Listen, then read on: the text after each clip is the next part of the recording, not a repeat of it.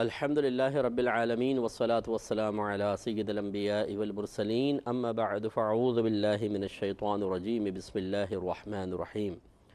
الحمدللہ الہادی پروگرام میں اطاعت رسول صلی اللہ علیہ وسلم کے موضوع پر کلام چل رہا ہے، اور اطاعت لازم سی بات ہے کہ احکام کو جاننے کے بعد ہی کی جا سکتی ہے۔ پہلے ہمیں پتہ ہو کہ کیا حکم ہے، پھر ہم اس پر عمل پیرا ہوں تو اس کا نام ہے اطاعت۔ اور احکام جاننے کے لیے ضروری ہے کہ ہم احادیث کریمہ کا ضرور مطالعہ کریں، تاکہ پتہ چلے کہ نبی کریم صلی اللہ علیہ وسلم ہمیں کس چیز کے بارے میں کچھ کرنے کا حکم دے رہے ہیں، اور کس چیز سے یا کس عمل سے رک جانے کا حکم ارشاد فرمایا جا رہا ہے، اس کے تقاضے کے مطابق عمل کریں۔ جہاں ارتکاب فعل کا حکم ہے وہاں فعل کو بجا لائیں، جہاں اجتناب کا حکم ہے وہاں رک جائیں۔ تو ایسی ہی کچھ حدیثیں آپ کی خدمت میں ذکر ہو رہی ہیں۔ پچھلے پروگرام میں حضرت ابو ہریرہ رضی اللہ تعالی عنہ سے مروی بخاری و مسلم کی ایک روایت عرض کی تھی کہ نبی کریم صلی اللہ علیہ وسلم نے ارشاد فرمایا کہ 3 آدمی ایسے ہیں جن سے برود قیامت اللہ تبارک و تعالی نہ کلام کرے گا، نہ ان کی طرف نگاہ رحمت فرمائے گا، نہ انہیں گناہوں سے پاک و صاف کرے گا، اور ان کے لیے دردناک عذاب ہوگا۔ اور پھر ان کی تفصیل بیان فرمائی کہ ایک وہ آدمی جو جنگل بیابان میں ضرورت سے زائد پانی پر قابض ہے، پھر وہ مسافر کو بھی اس کے استعمال سے روکتا ہے۔ تو اس کی میں آپ کو مثال یہ سمجھا رہا تھا، چلیں پہلے 2 اور بھی میں عرض کر دیتا ہوں، پھر تفصیل سے کرتے ہیں۔ دوسرا سرکار نے ارشاد فرمایا وہ آدمی جو عصر کے بعد کسی آدمی سے اپنے سامان کا سودا کرے اور اللہ کی قسم کھا کر کہے کہ خود اس نے یہ سامان اتنے میں لیا تھا، یعنی جھوٹ بول دے، پھر وہ دوسرا آدمی اس کی تصدیق کرے حالانکہ حقیقت اس کے برعکس ہو، یعنی اس کے اپنا آدمی تصدیق کرے کہ ہاں یہ سچ کہہ رہا ہے، اتنے میں پڑا ہے اس کو یہ۔ تو یہ سرکار نے فرمایا یہ جو 2 آدمی ہوں گے ان سے بھی اللہ تعالیٰ کلام نہیں فرمائے گا۔ اور تیسرا وہ آدمی جو کسی خلیفہ وقت سے صرف دنیا حاصل کرنے کی غرض سے بیعت کرے، اگر وہ اس کو اس دنیا کے مال سے کچھ دے دے تو اس سے عہد وفا نبھائے، اور اگر اسے دنیا کا مال نہ دے تو بیعت پوری نہ کرے۔ تو یہ 3 ہیں۔ اب دیکھیے پہلا جو سرکار نے فرمایا کہ وہ آدمی جو جنگل بیابان میں ضرورت سے زائد پانی پر قابض ہو اور مسافر کو بھی وہ پانی نہ دے۔ تو پچھلے پروگرام میں آپ کو بتا رہا تھا کہ اصل میں یہ مثال سرکار صلی اللہ علیہ وسلم نے خاص اس لیے ارشاد فرمائی کیونکہ جیسا ماحول ہوتا ہے نا، لوگ سامنے ہوتے ہیں، اگر مثال ان کے مطابق دی جائے جس کو اس حصی مثال کو وہ سمجھ سکیں، یا وہ مثال ان کے مشاہدے میں آ رہی ہو تو زیادہ بات سمجھ میں آتی ہے۔ لیکن خاص جو سچویشن سرکار بیان فرما رہے ہیں پھر وہ سچویشن مقصود نہیں ہوتی، اصل جو اس سے نقطہ اور درس حاصل ہو رہا ہے وہ اصل مقصود ہوتا ہے۔ جیسے مثال کے طور پہ اس میں چونکہ عرب لوگ سفر کرتے تھے، راستے میں پانی کی بہت قلت ہوتی تھی، تو مختلف گاؤں سے قبائل سے گزرتے تھے، یا جنگلوں کے اندر چھوٹے چھوٹے جیسے یہ خانہ بدوش ٹائپ لوگ ہوتے ہیں ان کے پاس سے گزرتے تھے۔ اب ہوتا یہ تھا جب بارش ہوتی تھی تو یہ لوگ گڑھے کر کے گہرے گہرے گڑھے اور وہ پانی جمع کر لیتے تھے، پھر اس کے اوپر کوئی کھجور کی چھالے وغیرہ ڈال کے پتے وغیرہ ڈال کے اس کو ڈھک دیتے تھے، اور اس کو تھوڑا تھوڑا نکال کر استعمال کرتے رہتے تھے۔ اب جیسے کوئی قافلہ وہاں پہنچا، وہ پیاسے ہوتے تھے، ان کو ضرورت ہوتی تھی، وہ ان سے کہتے تھے ہمیں دے دیں، تو پھر وہاں پہ کیش تو بہت ہی کم چلتا تھا، مال کے بدلے میں وہ دیتے تھے کہ اچھا آپ ہمیں اتنا اونٹوں کا چارہ دے دیں، اتنے اونٹ دے دیں، یہ پانی لے لیں، تو وہ اس طریقے سے پانی بیچا کرتے تھے۔ بعض اوقات تو بہت مہنگے دام ہوتے تھے۔ تو نبی کریم صلی اللہ علیہ وسلم نے یہ ایک مثال بیان کی، لیکن اصول اس سے یہ نکالا ہے، اور جو میں نے آپ کے پچھلے پروگرام میں بھی عرض کیا تھا کہ اصل یہ ہے کہ جب انسان کے پاس ضروریات زندگی کی چیزیں جو روز مرہ استعمال میں آتی ہیں ضرورت سے کہیں زائد ہوں، اور اب کوئی صحیح ضرورت مند ان کے بارے میں مطالبہ کرے، تو پھر اس کو منع نہیں کرنا چاہیے بلکہ تھوڑا بہت دے دینا چاہیے۔ اگر نہیں دے گا تو گناہ گار ہوگا، جیسے کہ یہ شخص۔ تو اب ہمارے ہاں دیکھیں بعض اوقات ایسا ہوتا ہے کہ آپ کے گھر میں پانی کی ہی مثال لے لیں، ہمارے کراچی میں اتنا بڑا شہر ہے، پاکستان کا بہت بڑا شہر، اور غالباً دنیا کے چند بڑے شہروں میں اس کا شمار ہوتا ہے، اور تقریباً 70% جو ہے وہ جو پاکستان کی ٹوٹل کسی بھی لحاظ سے آپ کہہ لیں کہ آمدنی ہوتی ہے اس کا 70% کراچی سے حاصل ہوتا ہے۔ اتنا بڑا تجارتی شہر، اور ہم لوگ اس شہر میں رہتے ہیں اور بنیادی ضرورتوں سے خالی ہیں۔ کہیں پانی نہیں آ رہا، بجلی تو ویسی غائب ہے، روڈیں ٹوٹی پھوٹی ہیں، اور عجیب و غریب گیس کہیں بھی غائب ہو جاتی ہے، ایسی صورتحال ہے۔ اب اس میں یہ ہوتا ہے کہ بعض اوقات لائن میں پانی نہیں آ رہا اور آپ کے ٹینک میں وافر مقدار میں پانی موجود ہے، تو پھر محلے میں بیچارے بعض ایسے ہوتے ہیں کہ جو ایسے ایسے چھوٹے چھوٹے علاقے ہم نے دیکھے ہیں کہ وہاں واٹر ٹینکر بھی خرید کے نہیں لا سکتے، کیونکہ جگہ ہی نہیں ہے کہ گلیوں کے اندر واٹر ٹینکر آئے۔ وہاں کے لوگ شدید عذاب میں زندگی گزار رہے ہیں، اور پھر ایسا ہوتا ہے کہ وہ کسی سے پانی مانگتے ہیں کہ تھوڑا بہت پینے کے لیے پانی دے دیں۔ گھر میں چھوٹے چھوٹے بچے ہیں، پانی نہیں مل رہا، اگر منرل واٹر خرید کے لائیں تو بہت ہی مہنگا ہوتا ہے، تو وہ بیچارے مانگتے ہیں۔ تو اچھی طرح یاد رکھیے گا کہ جب اس طرح کو ایک مطالبہ کرے اور آپ کے پاس ضرورت سے کہیں زیادہ پانی موجود ہے اور آپ ان کو منع کریں، چاہے اس وجہ سے کہ بعض وقت گھر میں مرد چاہتا ہے دے دوں تو اندر سے آواز آتی ہے اور ارے بھائی نہیں دو، پھر یہاں کا رستے ہی دیکھ لیں گے، یعنی یوں سمجھتے ہیں کہ بس ایک دفعہ دے دیا تو انگلی پکڑا دی، اب یہ بار بار آتے رہیں گے اور مانگتے رہیں گے۔ تو یہ بری چیز ہوتی ہے۔ آپ ان کو یہ واضح کر سکتے ہیں کہ بھئی ہم یہ دے رہے ہیں، ہماری اپنی بھی ضرورت کا پانی قلیل ہے، تھوڑا تھا تو ہم نے آپ کو دے دیا۔ یوں نہ کیجیے گا کہ بار بار ہمیں آزمائش میں ڈالیں، یہ ایک اچھی چیز ہوتی ہے، منع نہیں کرنا چاہیے۔ ایسے ہی کبھی بہت ہی غریب محلے ہوتے ہیں، ان میں کوئی آٹا مانگ لیتا ہے، اور جیسے مہینے کا اینڈ خاص طور پہ ہوتا ہے کہ اس میں جو سیلریز وغیرہ ہوتی ہیں، آج کل آپ دیکھیں کہ لوگوں کی تنخواہیں بڑی قلیل ہیں اور گھر میں افراد کثیر ہوتے ہیں، اب ان بیچاروں کو مہینے کے آخر میں خاص طور پہ ضرورت پڑ جاتی ہے، تو پھر اس طرح جو آپ کے گھر میں اگر ضرورت سے زائد ہے تو تھوڑی بہت کسی کی امداد کر دینی چاہیے اور روکنا نہیں چاہیے۔ اگر آپ کے پاس زائد ہے، مثلا آٹا کسی نے مانگا، گھی مانگ لیا، تو اس طرح چینی بعض اوقات مانگ لیتے ہیں، زیادہ ہے تھوڑا بہت دے دیں۔ تو یہ ایسی چیزیں کہ جس سے انسان، جس کے بغیر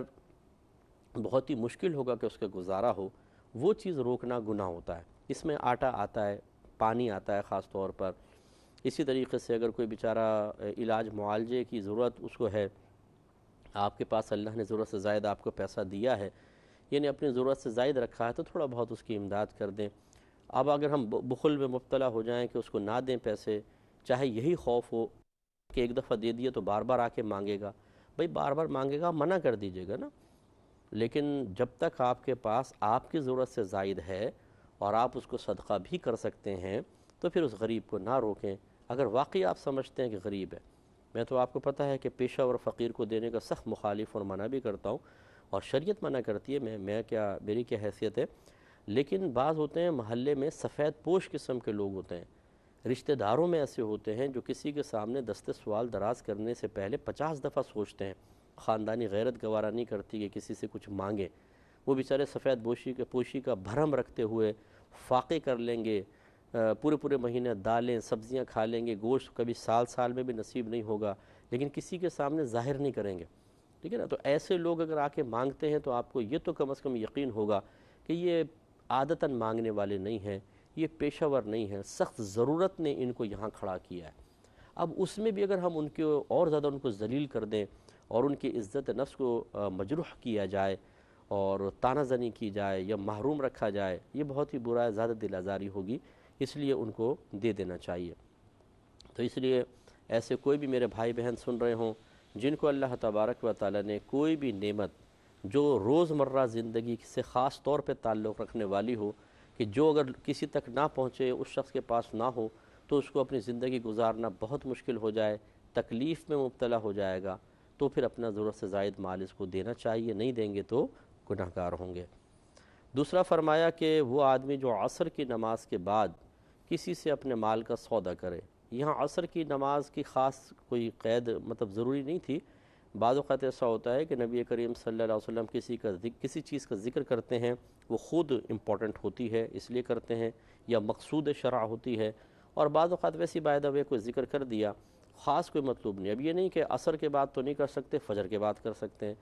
تو یہاں کچھ جو کلام ہوتا ہے نا، وہ خود بتاتا ہے کہ جو پیچھے ایک خاص کوئی کنڈیشن ذکر ہو رہی ہے، وہ شریعت کی نگاہوں میں ملحوظ نہیں، ویسے ہی سرکار نے ذکر فرما دیا ہے۔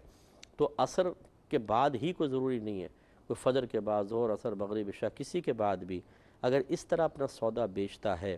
کہ یار یہ مثلا گلاس مجھ سے خرید لو، وہ کہتا ہے کتنے میں، تو اب یہ جھوٹ بولتا ہے، زیادہ پیسہ کمانا چاہتا ہے، مثلا 100 روپے گلاس ہے تو کہتا ہے خدا کی قسم 200 روپے کا مجھے پڑا ہے تو میں آپ کو صرف 15 روپے زیادہ کر کے دے رہا ہوں، دے لیں، تو اس طرح 115 روپے نفع لے لیا۔ اچھا، اب اس کے ساتھ کوئی شخص بھی موجود ہو کہ وہ اگر آدمی اس کی طرف تائید بھری نگاہوں سے دیکھے،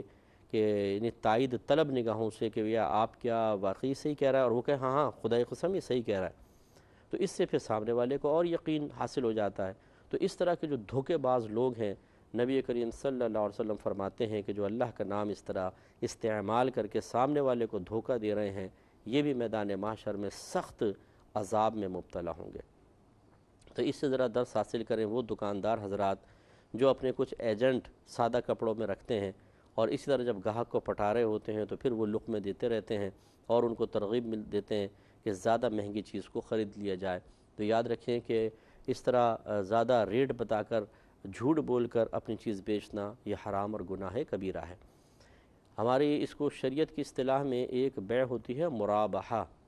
بیع مرابحہ یہ ہوتی ہے کہ سامنے والے کو آپ پہلے کسی چیز کی اصل قیمت بتا کر اعتماد میں لیتے ہیں۔ مثال کے طور پہ میں کہتا ہوں کہ یہ 200 روپے کا گلاس میں آپ کو بیچنا چاہوں گا، تو آپ کہیں گے تو بہت مہنگا ہے، تو میں جواب میں یہ کہوں کہ نہیں یہ میں فلاں جگہ سے لائی ہوں تو اس کی تو اصل قیمت ہی اتنی ہے، تو اس سے سامنے والے کو یقین ہوتا ہے کہ نہیں یہ بہت زیادہ مجھ سے نفع نہیں لے رہا، کوئی دھوکہ نہیں دے رہا، واقعی اتنا زیادہ پروفٹ تو نہیں مانگ رہا، پھر وہ اس کو خرید لے گا۔ تو یہ جو ہم کچھ قیمت بتا کے سامنے والے کا اعتماد حاصل کرتے ہیں، یہ اصل میں ہم دیکھا جائے کہ جھوٹ بول رہے ہیں تو اس کو دھوکہ دے رہے ہیں بہت بڑا۔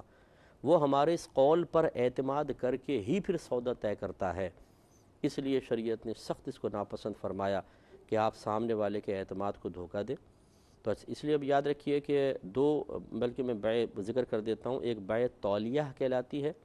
ایک بیع مرابحہ کہلاتی ہے۔ ان دونوں میں ایک بات یکساں ہوتی ہے کہ اس میں اصل قیمت پہلے ہم بتاتے ہیں تاکہ سامنے والا ہم پر اعتماد کرے اور سامنے والے کو قیمت کا اندازہ ہو کہ اچھا اصل میں یہ پڑی ہے اور اب ہم کیا چاہتے ہیں۔ اب اگر اصل قیمت بتانے کے بعد آپ اس پہ کوئی پروفٹ نہیں چاہتے تو اس کو کہتے ہیں بیع تولیہ۔ جیسے میں ایک اسکوٹر لایا، آپ نے کہا یار کہاں سے لائے، بہت اچھی اسکوٹر ہے، میں نے کہا 40,000 میں لی تھی، اگر چاہتے تو لے لو 40,000 میں مجھ سے، میں اور لے لوں گا، میری سیٹنگ ہے آگے۔ تو اب یہ میں نے 40,000 کی لی، اس کو اتنا ہی بتایا اور اس پہ کوئی پروفٹ نہیں مانگ رہا ہوں، اس کو کہتے ہیں بیع تولیہ۔ نبی کریم صلی اللہ علیہ وسلم جب ہجرت کے لیے باہر تشریف لائے تو صدیق اکبر رضی اللہ تعالی عنہ 2 اونٹ خرید کے لائے، ایک سرکار کی خدمت میں پیش کیا تو سرکار نے ارشاد فرمایا کتنے کا ہے؟ عرض کیا رسول اللہ ابو بکر آپ سے قیمت لے گا، تو نبی کریم صلی اللہ علیہ وسلم نے ارشاد فرمایا کہ ابو بکر آپ کو قیمت لینی ہوگی، کیونکہ میں چاہتا ہوں کہ میرا یہ ہجرت کا سفر خالص اللہ تبارک و تعالی کی رضا کی خاطر ہو، یعنی اس سے کوئی مجھے دنیاوی حظ و نفع حاصل نہ ہو۔ تو صدیق اکبر رضی اللہ تعالیٰ عنہ نے عرض کیا رسول اللہ یہ اونٹ اتنے میں لایا ہوں، اتنے ہی مجھے دے دیجئے۔ یہ تھی بیع تولیہ۔ یہ اس طرح یہ قریبی رشتہ داروں سے یا جو گاہک بہت پرانے ہوتے ہیں اور ہم نہیں چاہتے کہ یہ ٹوٹیں، ان کے ساتھ ایسے سودے ہو جاتے ہیں۔ دوسرا ہے بیع مرابحہ، اس میں بھی پہلے اصل قیمت بتاتے ہیں لیکن اصل قیمت پر کچھ پروفٹ لینا مقصود ہوتا ہے، اس سے پھر کہتے ہیں بیع مرابحہ۔ تو یہ جو چاہے بیع تولیہ بیع مرابحہ، ایک بات اس میں یکساں ہے کہ پہلے آپ اصل قیمت بتاتے ہیں، پھر اس کے بعد آپ کہتے ہیں کہ اب مجھے پروفٹ چاہیے یا نہیں چاہیے، پروفٹ نہیں چاہیے تو بیع تولیہ، پروفٹ چاہیے تو مرابحہ۔ لیکن اس میں شریعت نے سختی سے منع اس لیے کیا ہے کہ جب آپ کہتے ہیں یہ اس کی اصل قیمت ہے تو سامنے والا اسی اصل قیمت پر اپنا جو ارادے جو وہ آگے کے لیے مستقبل میں کرنے والا ہے ہاں یا نہیں کا، اس کی بنیاد رکھتا ہے، اور وہ بنیادی اگر آپ نے جھوٹ قائم کی ہو، جھوٹ پر قائم کی ہو یا جھوٹ سامنے رکھا جس پر وہ بنیاد قائم کر رہا ہے، تو اس کو شریعت نے انتہائی ناپسند کیا۔ اور پھر اس پر ایک اور مصیبت کہ اللہ کی قسم، جھوٹی قسم کھائی جس سے اس کا اعتماد اور بڑھ گیا اور وہ دھوکے میں مبتلا ہوا، تو اس لیے پھر اس شخص کا عذاب یہ ہوگا کہ بروز قیامت اللہ تعالیٰ نگاہ کرم نہیں فرمائے گا، نامہ اعمال گناہوں سے بھرا رہے گا، اور لازم سی بات ہے کہ پھر اس کے لیے جہنم کا دردناک عذاب ہوگا۔ اس لیے جو بھی بھائی بہن اس طریقے سے دھوکہ دہی کر کے، جھوٹ بول کر چند ٹکے کمانے کے لیے اپنی چیز کو اس طرح بیچتے ہیں، وہ بالکل غلط کر رہے ہیں، انہیں اللہ کی بارگاہ میں توبہ کرنی چاہیے۔ اس کے بعد سرکار صلی اللہ علیہ وسلم نے فرمایا کہ تیسرا وہ آدمی جو کسی خلیفہ وقت سے صرف دنیا حاصل کرنے کی غرض سے بیعت کرے، یعنی بیعت اس لیے نہ ہو کہ مسلمانوں میں اتحاد قائم ہوگا، اتفاق قائم ہوگا، ملک کا نظام اچھا بنے گا، یا اگر مثلا دینی جیسے پہلے کے دینی معاملات تھے تو دین کو تقویت ملے گی، یا یوں چلیں اب آج کل کے دور کے حساب سے کہ ملک کو استحکام حاصل ہوگا، یہ مقصود نہیں، اپنے ذاتی مفادات۔ اور اس کی علامت سرکار نے بیان فرمائی کہ اگر اس کو مال ملے تو وہ اپنا عہد پورا کرے، مال نہ ملے تو توڑ دے۔ تو سرکار فرماتے ہیں ایسا شخص بھی بروز قیامت شدید عذاب میں مبتلا ہوگا، اللہ کی نگاہ کرم اس پر نہیں ہوگی، اللہ تعالیٰ اس کو ہم کلامی کا شرف نہیں عطا فرمائے گا، اسے گناہوں سے پاک و صاف نہیں کیا جائے گا۔ تو آج آپ دیکھیں کہ ہمارے ہاں جو پولیٹیشنز ہیں یہ جو حلف اٹھاتے ہیں، یا کسی بھی کمپنی میں فرض کر لیں کوئی کمپنی ہے، اگر اس میں جاب حاصل کرنے کے لیے کوئی حلف نامہ بھرا جاتا ہے، وہ اس پر توجہ کریں خاص طور پر کہ اگر صرف اپنے ذاتی مفادات کے لیے یہ حلف اٹھایا گیا ہے، اگرچہ یہ شرعی بیعت نہیں کہلاتی، لیکن بہرحال پہلے دور کے اندر جو بیعت ہوتی تھی وہ حلف ہی ہوتا تھا، وہ ایک وعدہ ہوتا تھا۔ جیسے نبی کریم صلی اللہ علیہ وسلم نے کئی صحابہ کرام سے بیعت اسلام کے علاوہ بھی اس طرح بیعت فرمائی اور اس میں مختلف امور پر وعدے لیے ہیں۔ مثال کے طور پہ سرکار صلی اللہ علیہ وسلم نے ارشاد فرمایا ایک مرتبہ کہ مجھ سے بیعت کرو، صحابہ کرام علیہم رضوان نے عرض کیا رسول اللہ صلی اللہ علیہ وسلم کیا ہم آپ سے بیعت نہیں کر چکے؟ سرکار نے فرمایا پھر بیعت کرو، عرض کی کہ ہاتھ میں ہاتھ پکڑا دیا، سرکار نے فرمایا اب اس بات پر بیعت کرو کہ زندگی بھر کسی سے کچھ نہیں مانگو گے۔ صحابہ کرام نے اس پر بیعت کی۔ تو اب یہ بیعت جو کی ہے سمجھ لیں نبی کریم سے وعدہ کر لیا ہے کہ ہم وعدہ کرتے ہیں کہ ایسا نہیں کریں گے۔ تو جو ہمارے یہاں حلف نامے ہوتے ہیں یہ بھی وعدے ہوتے ہیں جس میں ہم خدا کی قسم کھا کے گویا کہ وعدہ کر رہے ہوتے ہیں۔ تو اس حدیث کی روشنی میں اس پر توجہ کرنی ہوگی۔ انشاءاللہ نیکسٹ پروگرام میں اور کلام کریں گے۔ وآخر دعوانا ان الحمد للہ رب العالمین۔